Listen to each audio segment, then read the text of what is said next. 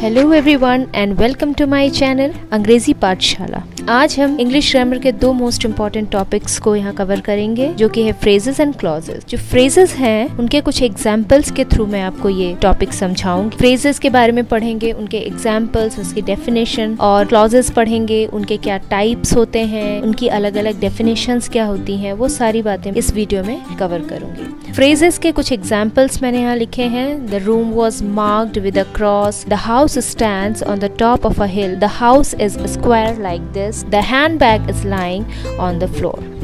तो ये कुछ एग्जाम्पल्स हैं फ्रेजेस के। वैसे तो इससे रिलेटेड जो एक वीडियो है वो मैं अपलोड कर चुकी हूँ, फ्रेजेस से रिलेटेड वीडियो। यहाँ हम एक क्विक रिवीजन करेंगे, उसके बाद फिर हम क्लॉजेस करेंगे। तो यहाँ पर एग्जाम्पल्स दिए हुए हैं। The room was marked with a cross, तो विद अ क्रॉस, यहाँ पर top of a hill, like this, on the floor, ये सारे जो मैंने ग्रुप ऑफ वर्ड्स मैंने इटैलिक्स में लिखे हैं, ये सारे फ्रेजेस हैं। अब हम इन्हें फ्रेजेस क्यों कहते हैं? क्योंकि ये ऐसे ग्रुप ऑफ वर्ड्स हैं जो कि एक सेंटेंस का पार्ट होते हैं। ये हमें कुछ सेंस देते हैं लेकिन कंप्लीट सेंस नहीं देते हैं। और दूसरी बात ये है कि ये सब्जेक्ट और वर्ब कॉम्बिनेशन के साथ नहीं आते हैं, इसीलिए ये फ्रेजेस हैं। Like with a cross, top of a hill, like this, on the floor. आप ये सारे ग्रुप ऑफ वर्ड्स हैं, ये मैंने यहाँ पर लिखे हैं। अगर आप उनको देखेंगे तो ना ही इनका कोई सब्जेक्ट है, और ये सब्जेक्ट और वर्ब के कॉम्बिनेशन के साथ यहाँ पर नहीं आए हैं। तो ये ग्रुप का एक छोटा सा पार्ट होते हैं। जो ग्रुप ऑफ वर्ड है ये एक सेंटेंस का पार्ट होते हैं और कुछ सेंस देते हैं, कंप्लीट सेंस हमें नहीं देते हैं। तो आगे बढ़ते हैं और इसकी डेफिनेशन देखते हैं कि डेफिनेशन क्या होती है। A group of word which makes some sense but not complete sense. अब दूसरा यहाँ पर हम देखते हैं, एक एक्सरसाइज है जो कि हम कंप्लीट करेंगे। यहाँ पर मैंने कुछ नाउन्स लिखे हुए हैं, अब आपको फ्रेजेस लिखना है और सेंटेंस को कंप्लीट करना है। A crown made of gold, अगर मैं ये लिखती हूँ तो यहाँ पर मेड ऑफ गोल्ड एक फ्रेज है। दूसरा हम देखते हैं, a track through the jungle, तो थ्रू द जंगल भी यहाँ पर एक फ्रेज है। ये सब्जेक्ट वर्ब कॉम्बिनेशन के साथ यहाँ पर यूज़ नहीं हुआ है और कुछ सेंस दे रहा है, एक सेंटेंस का पार्ट है जो कि सेंटेंस कंप्लीशन में हेल्प कर रहा है और कंप्लीट सेंस हमें नहीं दे रहा। थर्ड देखते हैं, a boy with blue eyes, तो यहाँ पर ब्लू आईज एक फ्रेज है। नेक्स्ट है द वास, आप यहाँ पर कुछ भी फिलअप कर सकते हैं अपने अकॉर्डिंग। मैं यहाँ पे लिखूंगी ऑन द वास is lying on the floor, तो यहाँ पर ये एक फ्रेज है। लास्ट है द फ्लैग ऑफ इंडिया, अगर मैंने यहाँ पर द फ्लैग ऑफ इंडिया लिख दिया तो ये भी यहाँ पर एक फ्रेज है। तब आप समझ गए होंगे कि क्या इसकी डेफिनेशन होती है, क्या एग्जाम्पल्स होते हैं और क्या होते हैं फ्रेजेस, क्या होते हैं। ऐसे ग्रुप ऑफ वर्ड्स जो हमें कुछ सेंस देते हैं लेकिन कंप्लीट सेंस नहीं देते हैं। अब हम बढ़ते हैं क्लॉजेस की तरफ कि क्लॉजेस क्या होते हैं। ये आज का हमारा बहुत इम्पॉर्टेंट टॉपिक है। तो देखते हैं कि क्लॉजेस क्या हैं और फ्रेजेस और क्लॉजेस में क्या मेन डिफरेंस होता है।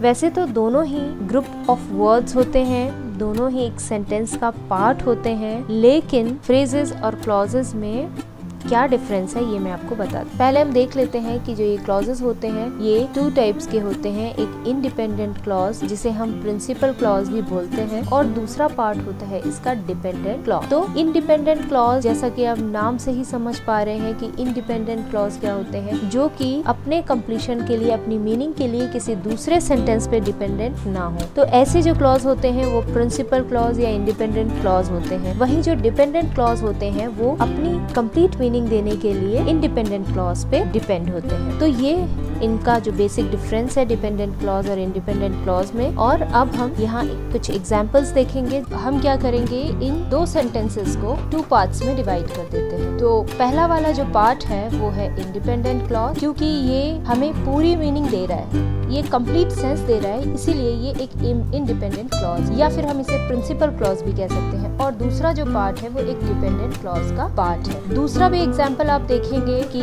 मैंने उसको भी डिवाइड कर दिया। अब पहला वाला जो पार्ट है वो पूरी मीनिंग दे रहा है, इसलिए वो एक प्रिंसिपल क्लॉज या इंडिपेंडेंट क्लॉज है, और दूसरा वाला जो पार्ट है वो एक डिपेंडेंट क्लॉज है। सेम वैसे ही आपको थर्ड सेंटेंस में भी देखने को मिलेगा कि पहला वाला जो पार्ट है वो इंडिपेंडेंट या प्रिंसिपल क्लॉज और दूसरा वाला जो पार्ट है वो डिपेंडेंट क्लॉज है। दूसरा वाला पार्ट डिपेंडेंट क्लॉज इसलिए है क्योंकि वो अपनी कंप्लीट मीनिंग के लिए इंडिपेंडेंट क्लॉज पे डिपेंड है। आगे बढ़ते हैं और देखते हैं कि इसकी डेफिनेशन क्या है।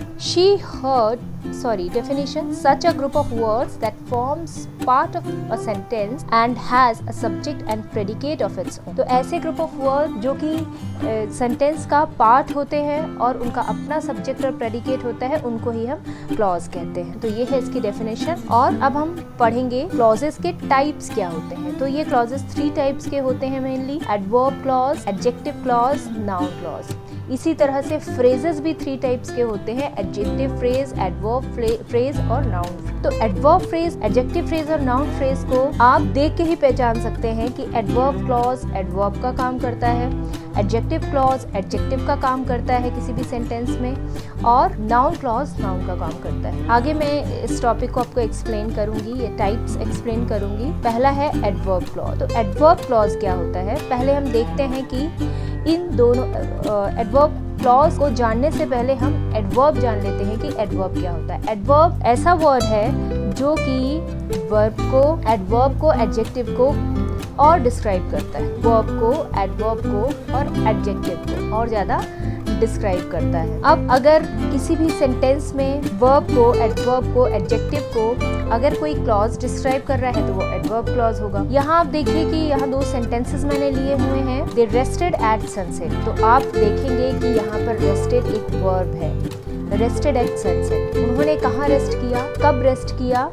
Sunset, at sunset. तो एट सनसेट एक फ्रेज है और वो वर्ब को और ज़्यादा डिस्क्राइब कर रहा है, इसीलिए वो एडवर्ब फ्रेज है। और दूसरा वाला जो सेंटेंस है अगर आप उसको देखेंगे तो वहाँ पर वो भी सेम काम कर रहा है। रेस्टेड जो ग्रुप ऑफ वर्ड है वो भी सेम काम कर रहा है, रेस्टेड वर्ब को और ज़्यादा डिस्क्राइब कर रहा है, लेकिन उसमें अपना सब्जेक्ट है इवनिंग और अपना वर्ब है केम। जो सब्जेक्ट वर्ब कॉम्बिनेशन के साथ यहाँ पर वो यूज़ हुआ है, इसीलिए ये एक एडवर्ब क्लॉज। तो ये हुआ डिफरेंस एडवर्ब फ्रेज और एडवर्ब क्लॉज में। अब और कुछ जो एग्जाम्पल्स हैं उनको देख के हम समझने की कोशिश करते हैं। यहाँ पर देखिए एग्जाम्पल्स दिए हुए हैं, examples of adverb clause. You may sit wherever you like. तो सिट यहाँ पर एक वर्ब है, सिट एक वर्ब है।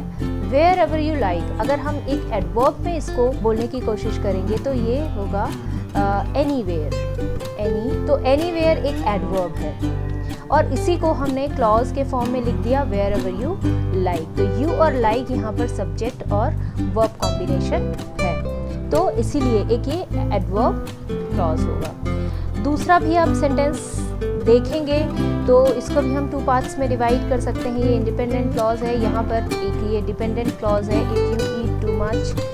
तो ये हमें कंप्लीट मीनिंग नहीं दे रहा है। जो पार्ट हमें कंप्लीट मीनिंग नहीं दे रहा है वो एक डिपेंडेंट क्लॉज होगा, जो हमें कंप्लीट मीनिंग दे रहा है जो पार्ट वो एक इंडिपेंडेंट क्लॉज या प्रिंसिपल क्लॉज होगा। तो यहाँ पर भी ईट को और ज़्यादा डिस्क्राइब किया जा रहा है, एक वर्ब को डिस्क्राइब किया जा रहा है कि अगर आप ज़्यादा खाएंगे तो बीमार हो जाएंगे। तो ईट वर्ब को जो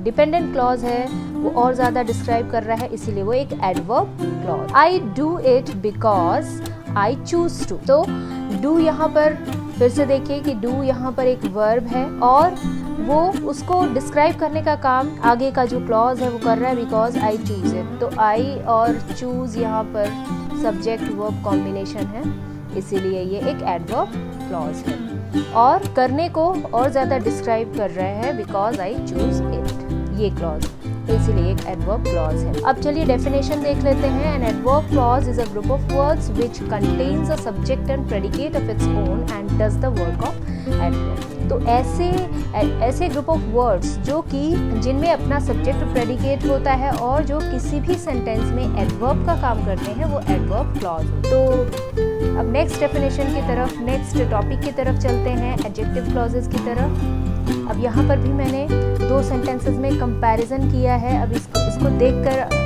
आप समझ सकते हैं कि दोनों में एडजेक्टिव फ्रेज और एडजेक्टिव क्लॉज कौन सा होगा और एडजेक्टिव किसको डिस्क्राइब करता है। एडजेक्टिव नाउन को डिस्क्राइब करता है। यहाँ पर नाउन अम्ब्रेला है, हम अम्ब्रेला के बारे में बात कर रहे हैं। कैसा umbrella?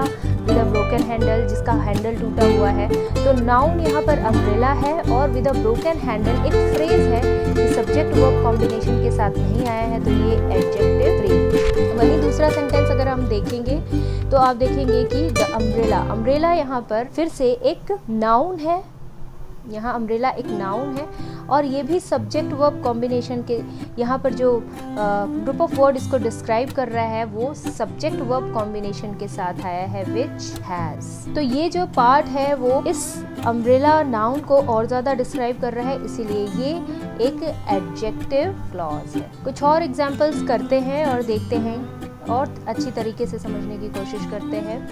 I remember the house, तो इस यहाँ पर हम नाउन के बारे में बात कर रहे हैं। Where I was born, which house, where I was born. Which का जवाब आपको यहाँ पर मिलेगा which house, where I was born. तो नाउन को डिस्क्राइब करने का काम ये क्लॉज कर रहा है। इसमें आप सब्जेक्ट वर्ब कॉम्बिनेशन देख सकते हैं।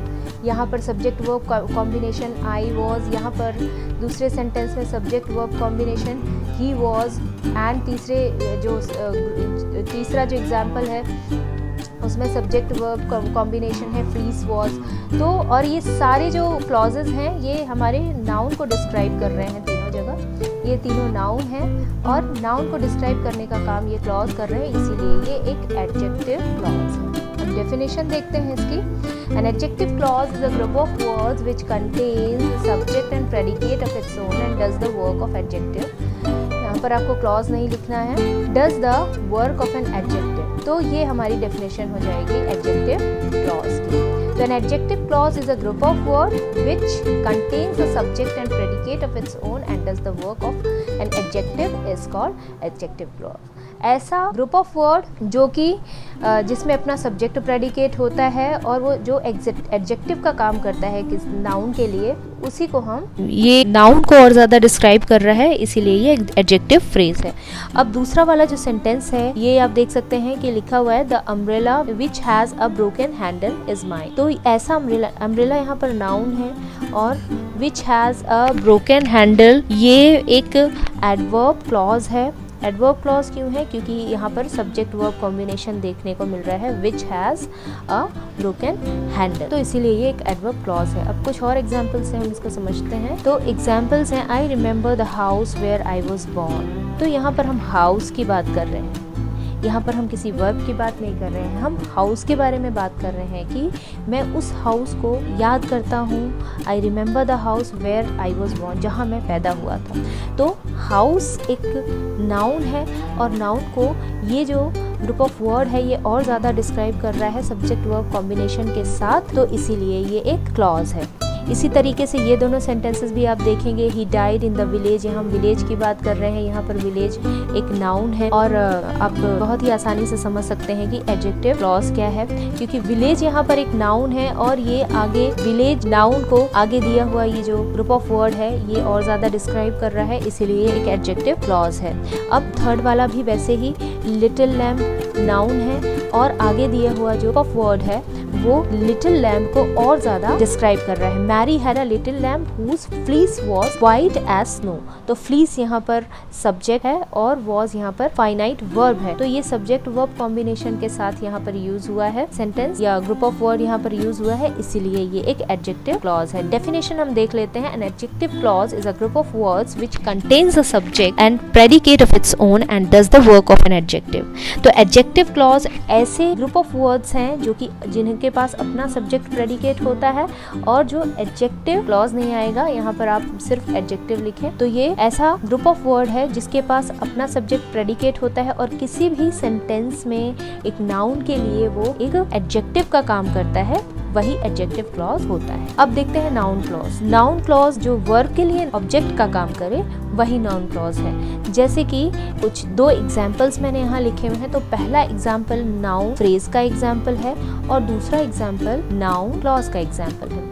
ये नाउन फ्रेज क्यों है, सबसे पहले तो हम ये जानते हैं क्योंकि हम अगर एक्सपेक्ट से क्वेश्चन पूछें व्हाट, अगर आप एक्सपेक्ट जो वर्ब है उससे क्वेश्चन पूछोगे व्हाट, तो आपको क्या जवाब मिलेगा? जो भी जवाब आपको मिलेगा वो आपका ऑब्जेक्ट है। Expect what to get a prize. तो आप जब वर्ब से सवाल पूछेंगे व्हाट और आपको उसका जवाब मिलता है तो इसका मतलब है कि वो वर्ब के लिए नाउन का काम कर रहा है। यहाँ पर ये एक नाउन फ्रेज है क्योंकि इसका अपना सब्जेक्ट वर्ब कॉम्बिनेशन नहीं है, ये सब्जेक्ट और प्रेडिकेट नहीं है, ये सिर्फ एक ग्रुप ऑफ वर्ड है जो कुछ सेंस दे रहा है, कंप्लीट सेंस नहीं दे रहा है और ये वर्ब के लिए नाउन का काम कर रहा है यहाँ पर, इसीलिए ये एक नाउन क्लॉज है। आप नाउन क्लॉज को कैसे पहचानेंगे, क्योंकि वर्ब यहाँ पर भी है और एडवर्ब क्लॉज में भी वर्ब होता है, तो आपको पहचानना इस तरीके से है कि अगर आप वर्ब से क्वेश्चन पूछें और अभी आपको व्हाट का जवाब मिले तो इसका मतलब है कि वो नाउन क्लॉज है। अब दूसरा जो पार्ट है वो नाउन क्लॉज का एग्जाम्पल है। पहला वाला नाउन फ्रेज था और दूसरा वाला नाउन क्लॉज है। ये नाउन क्लॉज क्यों है, क्योंकि आप देखेंगे कि इस ग्रुप ऑफ वर्ड में आंसर तो हमें उसी बात का मिल रहा है। अगर हम नाउन से क्वेश्चन पूछ रहे हैं कि expect what,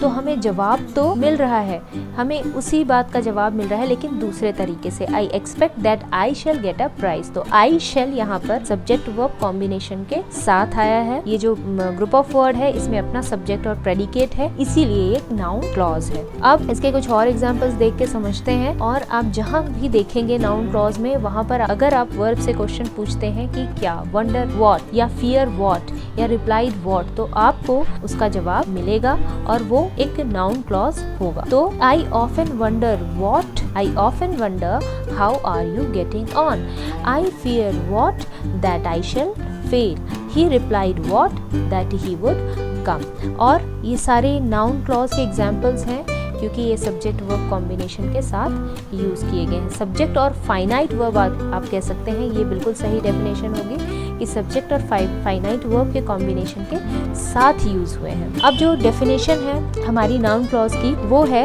a noun clause is a group of word which contains a subject and predicate of its own and does the work of noun. तो नाउन क्लॉज क्या है, ऐसा ग्रुप ऑफ वर्ड है जो कि सब्जेक्ट और predicate जिसके पास होता है, अपना सब्जेक्ट प्रेडिकेट होता है और जो किसी भी वर्ब के लिए नाउन का काम करता है। ऐसे जो ग्रुप ऑफ वर्ड्स होते हैं वो नाउन क्लॉज होते हैं। और आपको हमेशा ध्यान रखना है कि आप जब वर्ब से क्वेश्चन पूछोगे तो आपको व्हाट का जवाब मिलेगा, जैसे कि wonder what, replied what, fear what. तो जब आपको आगे जवाब मिलता है किसी ग्रुप ऑफ वर्ड में जिसमें अपना सब्जेक्ट वर्ब कॉम्बिनेशन होता है तो वो नाउन क्लॉज होगा। तो चलिए, होपफुली आपने समझा होगा ये। और ये देखिए यहाँ पर कुछ एक्सरसाइजेज हैं। यहाँ पर आपको सुटेबल एडवर्ब यूज करना है, एडवर्ब क्लॉज यूज करना है। दूसरा एक्सरसाइज है जिसमें आपको एडजेक्टिव क्लॉज यूज करना है और तीसरा जो एक्सरसाइज है उसमें आपको नाउन क्लॉज का यूज करना है। तो ये 3 एक्सरसाइजेज आपके लिए हैं, आप इसे करें और मुझे कमेंट बॉक्स में बताएं कि वीडियो कैसा लगा। और पसंद आता है तो प्लीज मेरे चैनल को लाइक, शेयर, सब्सक्राइब जरूर करें और नीचे दिए हुए बेल आइकन को दबाएं ताकि मेरे अपलोडेड वीडियो का नोटिफिकेशन आपको मिल सके।